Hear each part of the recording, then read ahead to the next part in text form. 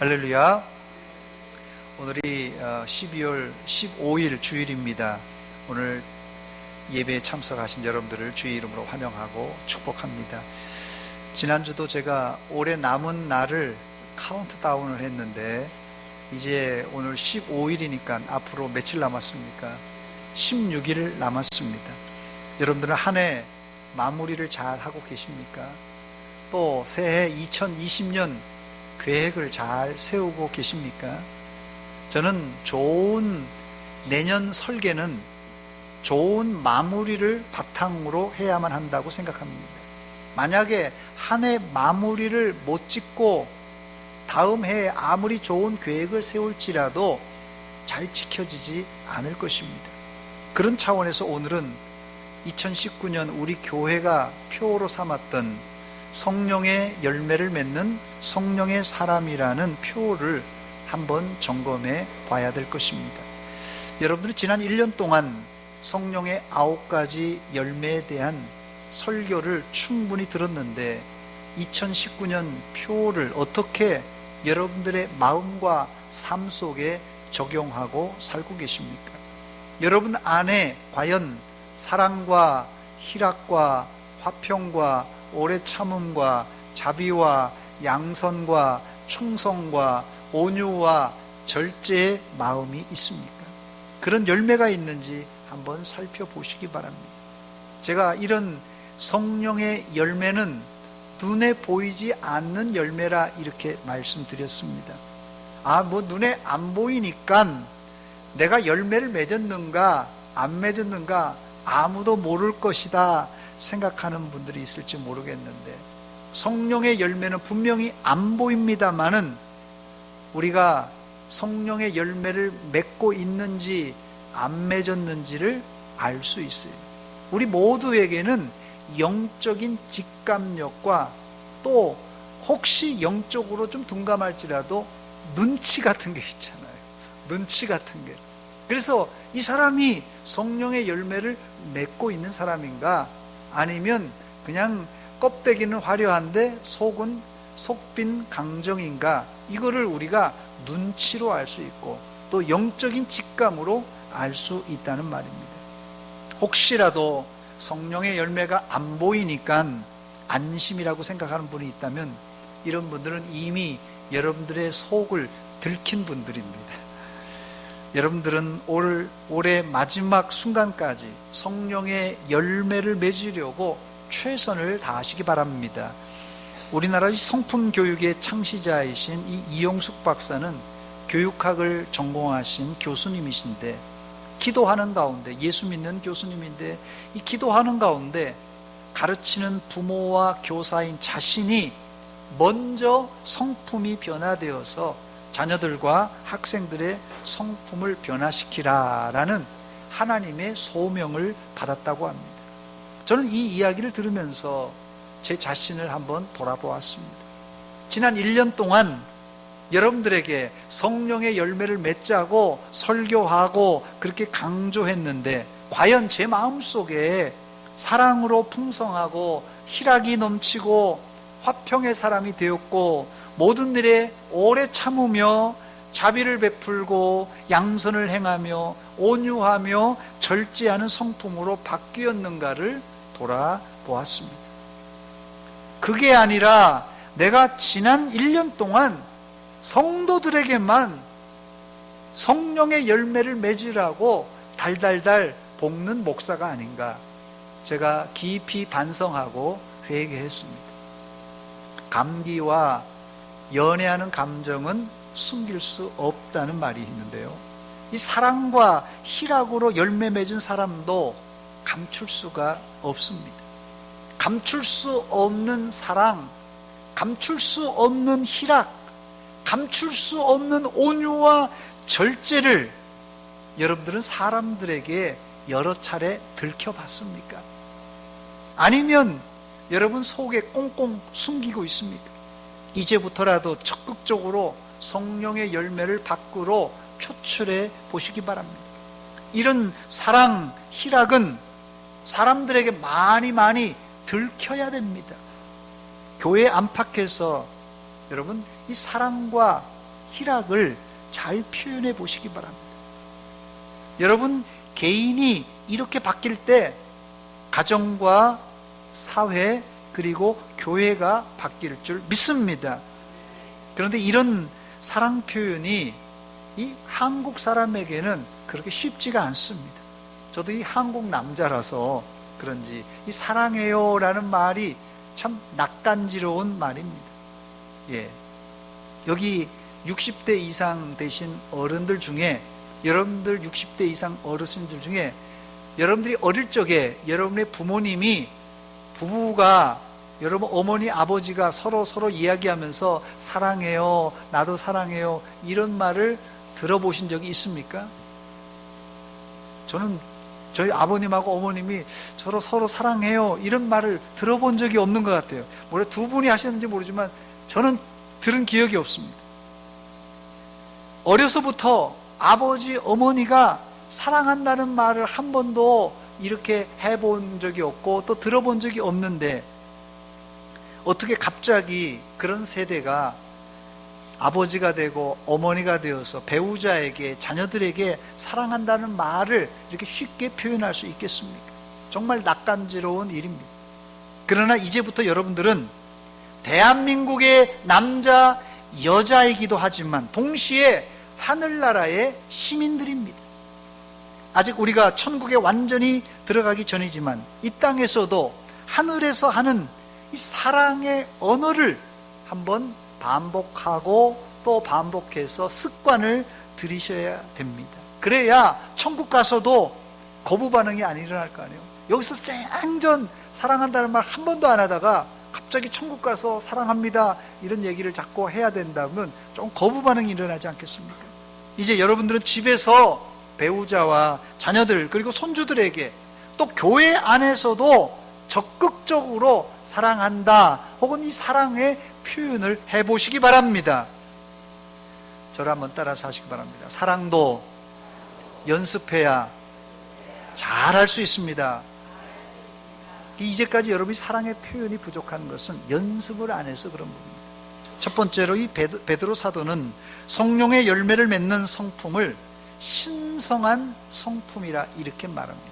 본문 4절에 이 신성한 성품에 참여하는 자가 되게 하려 하니라 이런 말이 나오는데요. 신성한 성품에 참여하는 자가 되려 하느니라. 어떤 사람의 성품이 이 바닥을 드러낼 때, 이 성품이 바닥이 드러날 때 우리는 사람의 성품이 아니라 그런 성품을 뭐라고 그러죠? 강아지 같은 성품이라고 말합니다. 강아지를 한 단어로 견 말고 다른 단어로 쓰죠. 뭐죠? 개입니다. 개 같은 성품이라고 말합니다. 그런데 요즘 애완견을 키우는 사람들은 이런 말을 싫어합니다. 그러므로 함부로 개 같다는 표현은 써서는 안 됩니다. 그럼에도 불구하고 우리나라 사회 통념상 성품이 개와 같다라는 말은 성품이 더럽다, 성품이 안 좋다 그런 뜻입니다. 그런데 이 베드로 사도는 핍박을 피해 흩어진 나그네인 성도들의 성품이 신성한 성품으로 변화될 것을 예고하고 있습니다. 여러분들은 짐승 같은 성품이 아니라 신성한 성품으로 변화될 거룩한 성도들입니다. 자부심을 가지시기 바랍니다. 문제는 일반적으로 성품은 안 변한다고 알고 있습니다. 그런데 이런 상식은 잘못된 정보입니다. 물론 우리 안에 변하지 않는 것이 있는데 그것은 타고난 기질이에요. 타고난 기질. 타고난 기질은 안 변하지만 성품은 변합니다. 성품이 안 변한다면 제가 이 설교를 할 필요도 없을 것입니다. 지금으로부터 약 2400년 전에 그리스에 유명한 의사가 있었는데 누구죠? 히포크라테스입니다. 모든 의사들이 의사가 되겠다고 선서할 때 이 히포크라테스의 선서를 합니다. 이 히포크라테스가 사람은 변하지 않는 기질이 있다고 하면서 4가지 기질을 이제 소개했습니다. 사교성이 강한 다혈질, 주도적인 성격의 담즙질, 신중한 성향의 우울질, 그리고 인정과 참을성이 많은 점액질로 나누었습니다. 여러분들은 이 4가지 이 기질 중에 어떤 기질에 속해 있습니까? 다혈질과 담즙질은 이 외향적인 성향이고, 우울질과 점액질은 내향적인 성격입니다. 물론 이런 기질은 단순하게 네 가지로 딱 떨어지지는 않습니다. 보통 이 네 가지 기질이 서로 엉켜져 있어요. 그래서 외향적으로는 다혈질인 사람이 또 내향적인 성격에는 이 우울질인 경우가 있습니다. 그래서 어떨 때는 그냥 막 다혈질처럼 막 성향이 나타나는데 속에는 또 우울한 그런 기질을 가지고 있는 성향이 있다는 것이에요. 그래서 이 네 가지 성향이, 이 표현형이 내성적으로 나타나는 사람이 속에 이 다혈질적인 경향이 있는 사람도 있고, 밖으로 다혈질 경향이 있는 사람이 또 속에는 또 내향적인 성향을 가지고 있어서 이것이 혼돈되어 있다는 것입니다. 그런데 기질은 좋고 나쁘고가 없고, 모든 기질은 장점과 약점을 가지고 있습니다. 다혈질과 담즙질은 외향적이라서 사람들과 잘 어울려 사교적이지만 때로는 감정의 기폭이 심할 수 있어요. 반면에 우울질과 이 점액질은 내성적으로 이 장점이 있는데, 이 장점은 이런 우울질과 점액질의 사람들은 논리적이고 신중하고 또 혼자 있는 것을 좋아합니다. 그런데 이 우울질과 점액질의 약점은 불안한 마음, 두려운 마음이 주로 이루고 있고, 또 추진력이 좀 부족해요. 또 화끈하지 못합니다. 다시 말씀드리지만 내가 어떤 기질일지라도 거기에는 장점과 약점이 존재하기 때문에, 한편으로는 자기의 장점을 잘 이렇게 활용하고, 다른 한편으로는 자기의 약점을 잘 보완하면 어떤 기질이 되었든 주님의 일을 잘 감당할 수 있습니다. 예수님의 제자 가운데서도 다혈질의 기질을 가진 이 베드로 사도, 이 대표적인 성향입니다. 또 담즙질의 이 기질을 가진 바울 사도도 있습니다. 또 눈물의 선지자 누구죠? 구약의 예레미야, 모세는 이 우울질의 기질을 가졌다고 합니다. 또 의심이 많았던 도마는 점액질로 분류가 됩니다. 이처럼 다혈질, 담즙질, 우울질, 점액질, 모든 기질, 어떤 기질이 되었든지 누구나 자기 기질을 잘 활용하면 하나님의 일을 효과적으로 이제 수행할 수 있다는 말입니다. 그런데 성품은 기질과 달라서 얼마든지 바꿀 수가 있습니다. 마치 인격이 점점점 이 성숙해지듯이 성품도 잘 가다듬으면, 이 본문에서 베드로 사도가 소개한 대로 우리의 성품이 어디요? 신성한 성품으로 될 수 있다는 것입니다. 아멘. 사실 이 편지를 쓴 베드로 사도도 성격이 급하고 예수님께도 화를 내면서 성질을 부렸던 다혈질의 사람입니다. 그런데 베드로 사도가 어떻게 되었습니까? 오순절날 다락방에서 성령의 충만을 받은 이후에, 물론 성령의 충만을 받은 이후에도 이 베드로 사도는 급하고 강한 다혈질 기질은 그대로 가지고 있었습니다마는 점점점 거룩하게 되어서 신성한 성품으로 주의 일을 감당할 수가 있었습니다. 그래서 베드로가 한번 설교하면 3,000명, 5,000명이 회개하고 돌아오는 이 큰 일을 감당할 수가 있었어요. 하나님은 베드로를 통하여서 이 다혈질과 같은 급하고 거친 기질의 소유자도 얼마든지 주의 일을 감당할 수 있는 사람이 될 수 있다는 것을 우리에게 가르쳐주고 있습니다.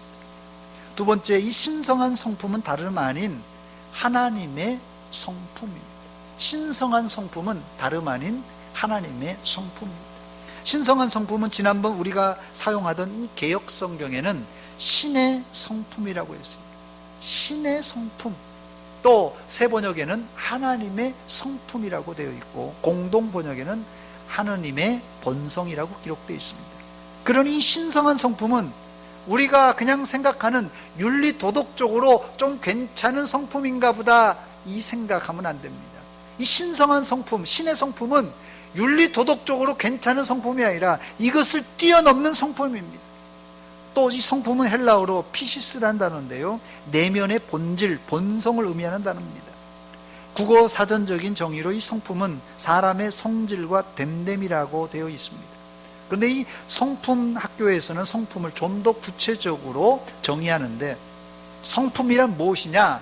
한 사람의 생각, 감정, 행동의 총체적인 표현이라고 말합니다. 거의 성품이 인격과 같은 수준으로 거의 동의어로 사용하고 있습니다. 근데 성경은 성품을 단순히 한 사람의 생각, 감정, 행동이 아니라 어디요? 신성한 성품, 하나님의 성품이라고까지 했습니다. 이 신의 성품, 하나님의 성품이란 말은 우리도 창조주 되시는 하나님의 마음, 하나님의 성품을 가질 수 있다는 뜻입니다. 얼마나 이 존귀하고 귀한 일인지 모릅니다. 본문의 이 신성한 성품에 참여하는 자가 잘하는 구절에서 이 참여하다라는 단어는 헬라어로 이 코이노노스라는 단어입니다. 이 코이노노스, 어디서 많이 듣던 단어 아닙니까? 이 교제라고 하는 이 코이노니아라는 단어와 뿌리가 같은 단어입니다. 그러니까 이 참여하다라는 뜻은 그냥 단순 참여가 아니에요. 그냥 뭐 어디 내가 시장 보니까 친구 따라 강남 가는 이런 식의 참여가 아니라, 이 참여는 어떤 교제나 어떤 행사에 깊숙이 아주 중요한 사람으로 참여한다는 뜻입니다. 그렇다면 죄와 허물투성인 우리가 어떻게 이것이 가능한 것입니까? 사실 베드로와 제자들도 처음부터 성령의 열매를 맺는 신성한 성품을 가진 자들이 아니었습니다. 그런데 어떻게 이들이 바뀔 수가 있었습니까? 아까도 설명드렸듯이 오순절날 성령 충만을 받은 이후에 변화가 되었습니다. 여러분들도 오순절날 임하셨던 성령님을 충만하게 받으면 얼마든지 우리의 인격과 성품이 변하여서 성령의 열매를 맺는 사람이 될 줄 믿습니다. 사실 우리가 지난 1년 동안 신앙생활하면서 씨름한 것이 무엇입니까? 내 인격을 좀 가다듬어서 그냥 뭐 이렇게 조금 낮게 되는 정도가 아니라, 성령의 열매를 맺는다는 것은 성령으로, 즉 하나님의 영으로 우리를 충만하게 하여서 우리의 총체적인 변화, 아니 본질적인 변화를 이루자는 것입니다. 이게 성령의 열매를 맺는 성령의 사람이 되자는 그런 취지예요. 우리는 내 힘과 내 힘으로, 내 능력으로는 이런 변화를 이룰 수가 없습니다. 그러나 성령님이 우리에게 임하시면 우리에게는 저항할 수 없는 힘, 여러분 이거 아십니까? 내가 도저히 저항할 수 없는 불가능한 힘이 나를 누르시고 나를 역사하여서 우리가 마침내 신의 성품에 참여하게 되는데, 재미있는 사실은요, 여러분들이 가지고 있는 기질대로 예수 믿고 기질대로 변화가 된다는 사실이에요. 다혈질 같은 사람들은 막 급하게 빠르게 막 이 변화도 막 팍팍 일어나는데, 우울질과 점액질의 사람들은 느긋하게 사랑의 마음으로, 느긋하게 희락의 마음으로, 느긋하게 화평의 마음으로, 오래 참음의 성품으로 변화가 일어납니다. 저를 한번 따라서 하시기 바랍니다. 늦어도 좋으니 변화합시다. 늦어도 상관없어요. 그러나 우리는 성품이 이 신성한 성품으로, 신의 성품으로, 하나님의 성품으로 천천히 변화되어야 됩니다.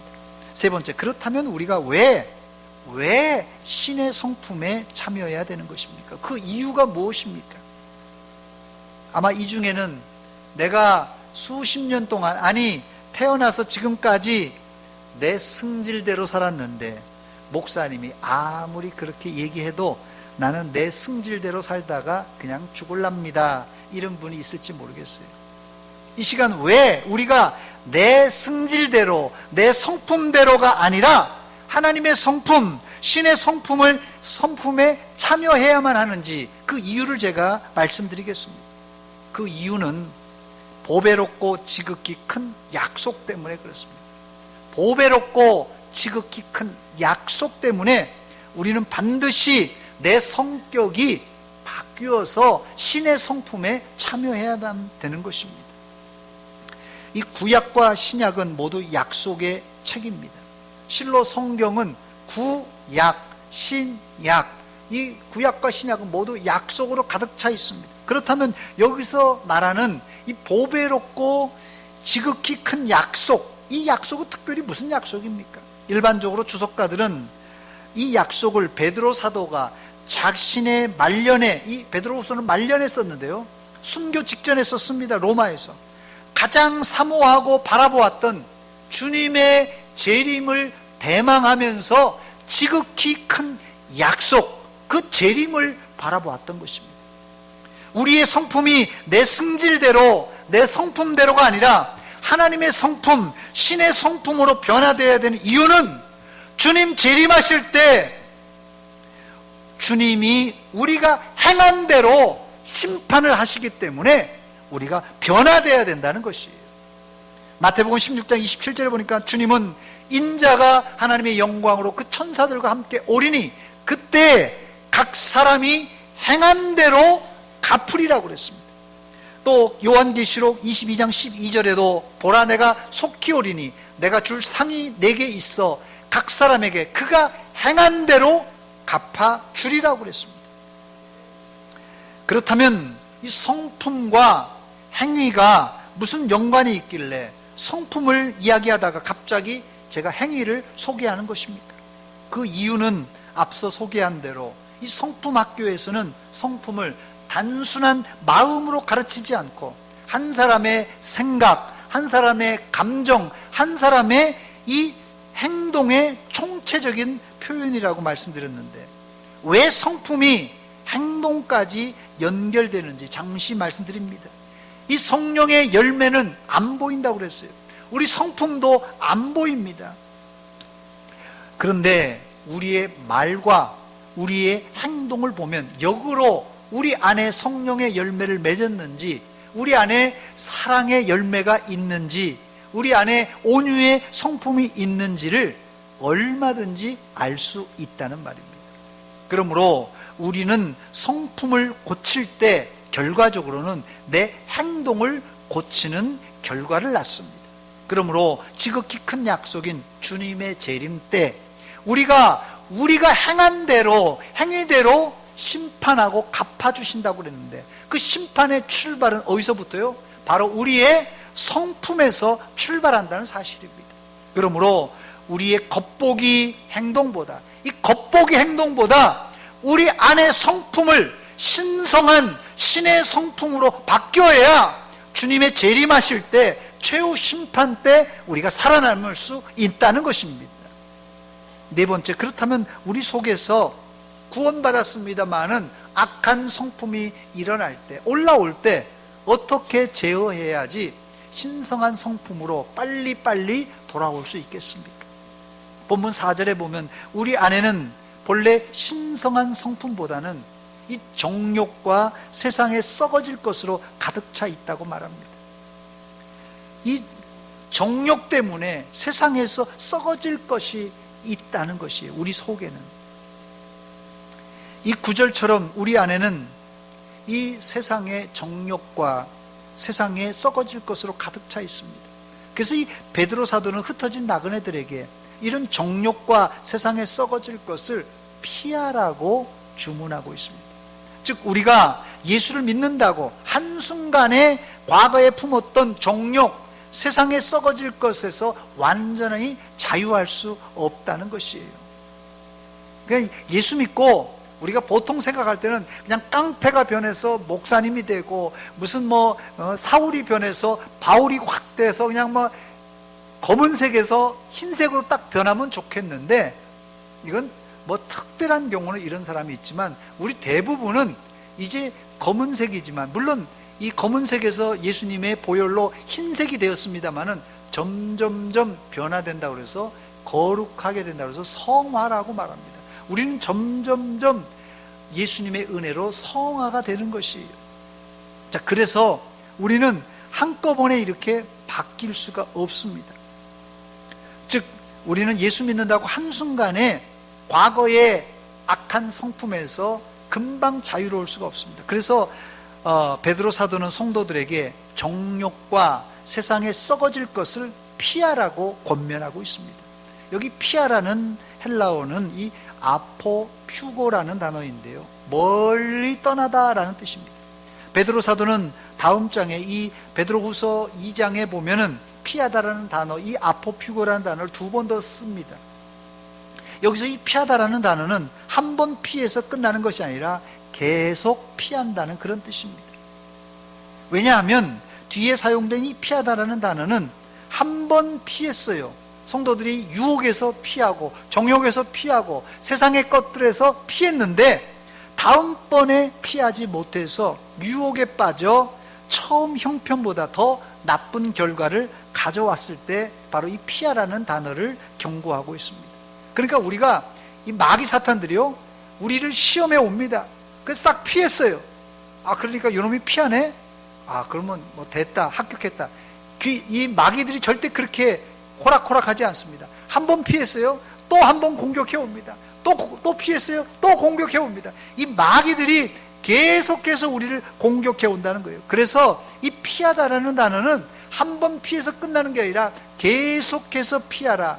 계속 피할 정도가 아니라 우리가 어디요? 천국 갈 때까지, 죽을 때까지 우리가 정욕을 피하고 세상에 썩어질 것을 피해야 된다는 것입니다.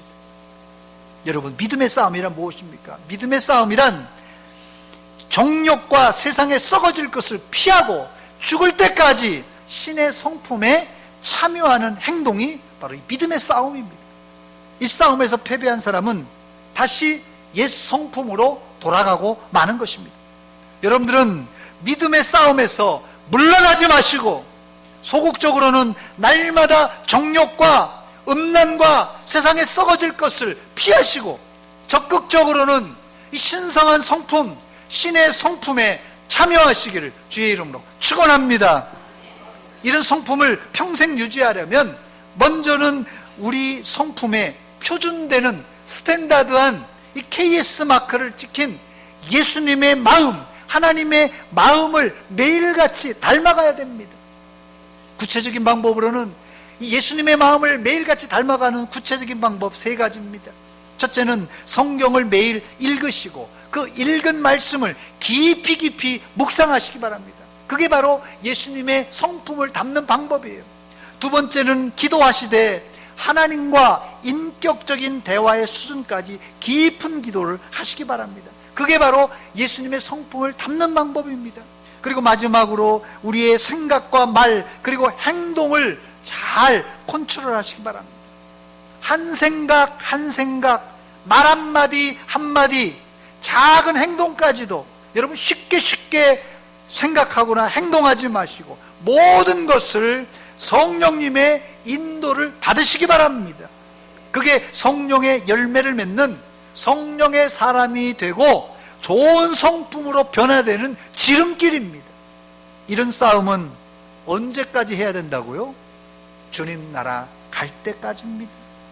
이렇게 주님 나라 갈 때까지 이 싸움의 긴장관계를 놓지 않으면 우리 안에는 나도 모르는 사이에 성장과 성숙이 일어납니다.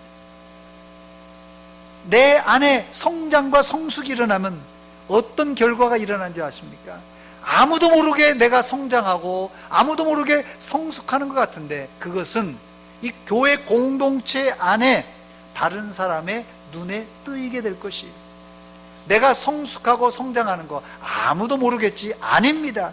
우리 마음에 있는 성장과 성숙은 공동체 안에 이 행동으로 드러나게 되기 때문에 눈에 띄게 되어 있습니다.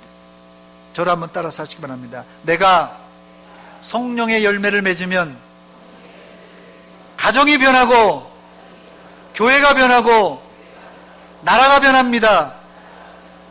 아무쪼록 오늘 2019년 이제 연말인데 여러분들 지난 1년을 돌아보면서 내 성품이 성장하고 또 이제 성숙한 신의 성품에 동참하고 있는가, 아니면 옛 구습을 쫓아서 이제 내가 자꾸 퇴행하지 않는가, 여러분 돌아보면서 계속한 성숙과 성장으로 여러분들의 성숙이 이제 티가 나고 또 많은 사람들에게 이제 증거가 되는 그런 성숙한 그리스도인이 되시길 주의 이름으로 축원합니다. 같이 기도하겠습니다. 이 시간 기도할 때 하나님, 연말입니다. 우리의 마음을 정리해 봅니다. 결산해 봅니다. 하나님, 신의 성품, 신성한 성품에 참여하게 하여 주옵소서. 아직도 내가 정욕과 욕심과 세상에 썩어질 것으로 가득 차 있습니다. 이런 것들을 피하고 예수님의 마음, 성품을 닮아가게 하여 주옵소서. 한 목소리를 같이 기도합니다. 하나님, 우리 아버지, 은혜와 사랑 감사드립니다.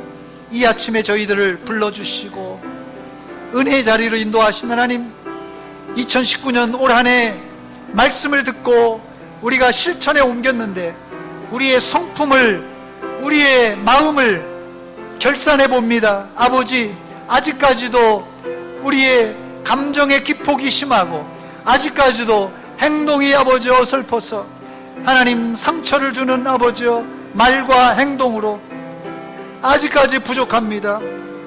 이 시간 우리 안에 성령으로 충만하게 역사하여 주사 성장과 성숙이 일어나게 하시고 하나님의 성품, 신의 성품에 동참하게 하여 주시옵소서. 아버지 우리를 주님 다스려 주시고 하나님 우리를 변화시켜 주시옵소서. 감사합니다.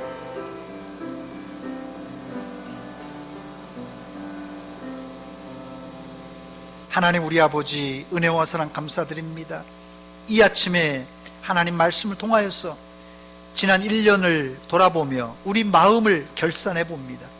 아직까지 예수 믿으면서도 우리 성격대로, 성질대로 신앙생활을 하지 않았는가 돌아보며 이제는 예수 그리스도의 마음, 온유와 겸손의 마음, 성령의 열매를 맺는 마음으로 변화되게 하여 주시옵소서.